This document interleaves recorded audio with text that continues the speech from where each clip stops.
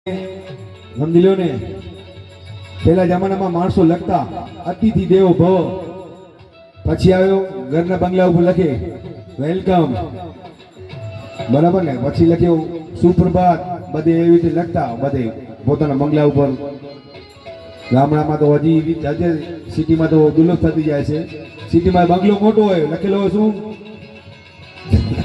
લખેલો હોય કે દેવચંદ શેઠ, દેવચંદ શેઠ ની બારે નીચે લખેલો હોય કૂતરાથી સાવધાન. એટલે મન બંગલો મોટો હોય એનો જોલ નથી, મન મોટો ખપે. કેમ કે ઈ આખો ઇતિહાસ છે. કૃષ્ણ ભગવાન માં સમજી લો ને, કૃષ્ણ ભગવાન ને જે બચપનમાં જે આપણા મેરાઈ દરજી સમાજે હેલ્પ કરી હતી ને, કૃષ્ણ ભગવાન કીધું તો ખાતે પીતે કપડે લીટે અન્ન વસ્ત્ર કાઢે, ક્યારે તમે દરજી સમાજ દુઃખી નહીં થાવ. તમે શાસ્ત્રમાં વાંચી લેજો, કોઈ સારો વિજ્ઞાન બ્રાહ્મણ હોય નાખને. કૃષ્ણ ભગવાન કહી ગયા હતા કે કૃષ્ણ ભગવાન જયારે બાળપણમાં થી ગયા હતા ને કંસ રાજાની નગરીમાં જોવા માટે, એક ગુરબા ઓલી ચાંદલો કરવાવાળી વિકલાંગ બાઈ હતી, જેને એક ચાંદ તિલક કર્યો હતો. એ આખી વાંકી ચૂકી હતી, છતાં પણ એને એકદમ ભગવાન ખાલી પોતાનો હાથ લગાવ્યો હતો અને એકદમ રૂપની અંબર જેવી પરી જેવી કરી દીધો હતો. હું તો એમ કહું, આપણા હિન્દુસ્તાનમાં 33 કરોડ દેવતા, 64 જોગણીઓ ક્યાં વિદેશમાં નથી. વિદેશમાં આપણા હિન્દુસ્તાનમાં જ છે. આપણો દેશ કાશી મેં રામ ભરોસે હાલે તો, સમજતા ને, રામ ભરોસે હાલે તો. આપણે ભૂકંપ જોયો, વાવાઝોડો જોયો, છતાં આપણો કચ્છ ખમીરવંતી, કચ્છ હરીખમ છે. માં આશાપુરા બેઠી છે, અહીંયા જેસલ તોરલ બેઠા છે. અંજારમાં જાઓ, જેસલ તોરલ, પાપ તારો પડકાર, જેસલ જાડેજા સતી, આખું ભજન મંડળી તમે જોયો છો, બધી જગ્યા કારણ વર્ષોથી આવે છે. કે મોટા મોટો જેને અંજારમાં આમ નીકળતો ને જેસલ જાડેજા ભાઈ, કબડક કબડક કબડક કબડક આમ ઘોડો આવે ને, જેસલ જાડેજા તો માણસો દુકાનો બંધ કરી નાખતા, ઘરમાં ભાગી જતા નાના છોકરાઓ. પણ એને એક લેડીઝ માતા એને તાર્યો તો, એ વાણમાં ગયો ને, વાણવાળે ના પાડી દીધું હતું કે ભાઈ જગ્યા નથી વાણમાં. છતાં એને રિક્વેસ્ટ કરી, ભાઈ મને આ કાંઠે દેવો કાંઠે પહોંચાડ. છતાં એવો માણસ ના માને. પછી એને કીધું તું, ભાઈ કચ્છના બારોટિયાનું નામ સાંભળ્યું છે? એ કે જેને 84 સ્ટેટ ને 84 જે આપણા લખતર જાગીર, ત્યાં 13 જાગીર, એવી રીતે 84 જાગીર થી તડી પર હતો. બોલો, 84 જાગીર. એને વાણવાળાને કીધું કે તે જેસલ જાડેજાનું નામ સાંભળ્યું છે? કે હા.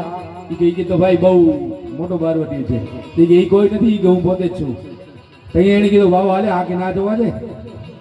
એટલે ઘણી વાર એવું કે ચમત્કાર ને નમસ્કાર હોય, ક્યાં ચમત્કાર ને નમસ્કાર હોય, ક્યાં ઓળખાણ દેવી પડે ને ક્યાંક ધીંગાણું કરવું પડે. એટલે લાસ્ટ થઈને રહેવાનું, મોટો ન બનવાનો. અમે હમણાં પેલો આપણા મેહુલભાઈ ને અમે ગયા હતા રણોત્સવમાં, બંનીમાં રણોત્સવ છે ને, અમિતાભ બચ્ચન, કુછ નહીં દેખા તો કચ્છ નહીં દેખા. હું આગળ ગયા તો આપણા બીજા સિંધી માલધારી એ લોકો ઠંડા પીણાની દુકાન કરી હતી. હવે એનો ગામનો કોઈક સરપંચ આવ્યો, થમ્સઅપ કે ગમે કોકો કોલા કે કોલ્ડ ડ્રિંક તમે ખોલો ને એટલે જરા કે નહીં, એમાં સોડા ઓલી ધોણા નીકળે. લીધી આભા રકાબી દે રકાબી, રકાબી દે રકાબી. એ બાટલી બોરી ગયા, મેં ધોવાણા કાઢી હતી, પીવાથી ના. East west Kutch is best, east west Kutch is best.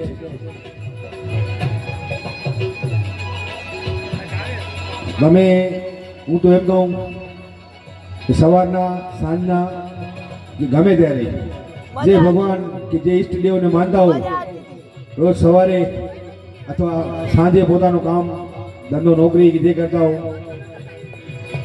Ramapir અત્યારે કલયુગમાં રામાપીર હાજર છે. એને કીધું તું કાંઈ ના કરે તો હાલશે, ખાલી મારા નામના 4 ગાણા ગાજો,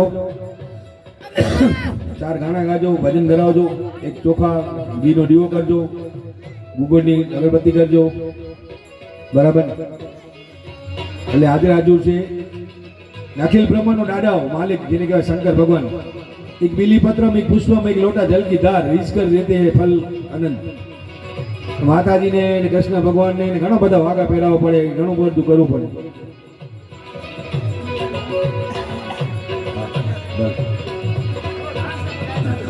સમજી લો અખિલ બ્રહ્માંડનો માલિક એક જ છે આપણો મહાદેવ શંકર ભોલેનાથ. જે આપણે 18 વર્ણ એને માનીએ છીએ એનાથી માથે કોઈ છે જ નહીં. ભલે હર હર મહાદેવ, ભારત માતા કી જય. મજા આવી હોય તો ત્યાં ગાડી વાડી વજાયો. આજે આમ જો મહેમાન અહીંયા યાર મેહુલભાઈ ગોઠિયા અહીંયા. ભલે જય માતાજી, હર હર મહાદેવ, ભારત માતા કી જય, હર હર મહાદેવ.